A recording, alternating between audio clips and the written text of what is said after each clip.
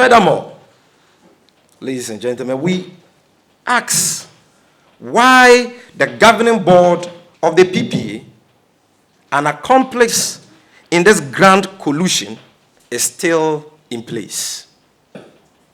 It is important to state that the suspension of the CEO of the PPA, Mr. A.B Adjei, is totally useless and meaningless until it is linked to the immediate dissolution of the PPA board.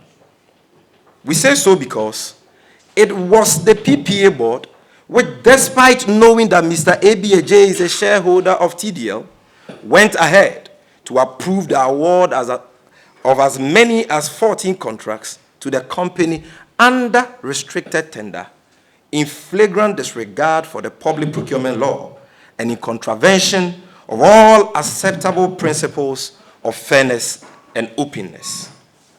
The PPA board failed woefully in their duty to observe the provisions of the public procurement law and the rules against conflict of interest, but rather aided and abetted the corrupt activities of Mr. A.B Adjei and his fraudulent TDL. The complicity of the PPA board in this scandal, ladies and gentlemen, is beyond doubt and obvious even to the uninitiated. For the board of the PPA to claim that they don't play a role in the award of contracts, as they intimated in their letter to Manasseh Azure, is very unfortunate, as this constitutes an abdication of their fiduciary role as a board. Why are they being paid by Ghanaians? We submit that the continuous stay in office of the PPA board is a clear testament of the fact that President Akufo-Addo has no genuine interest to unravel the full extent of this scurrilous scandal and is not committed to the fight against corruption.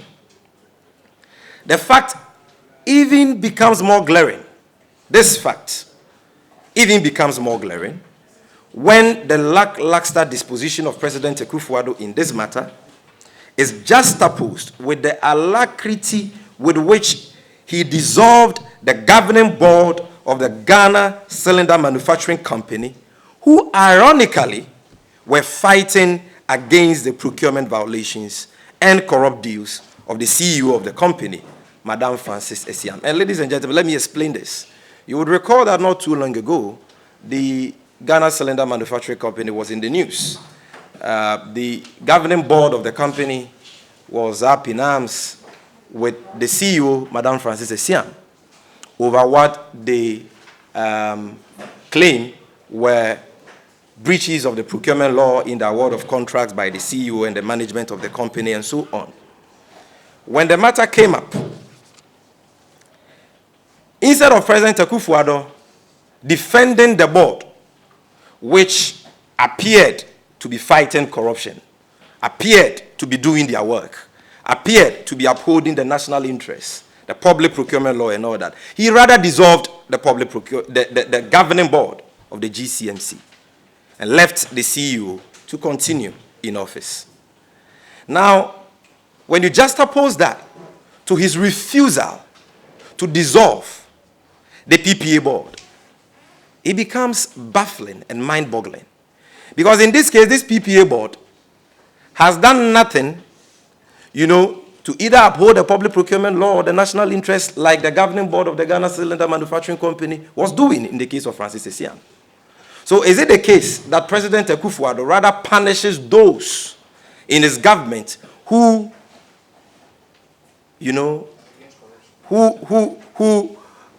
try to fight against corruption, and rather pampers, awards, reward those who tolerate, participate, and facilitate corruption?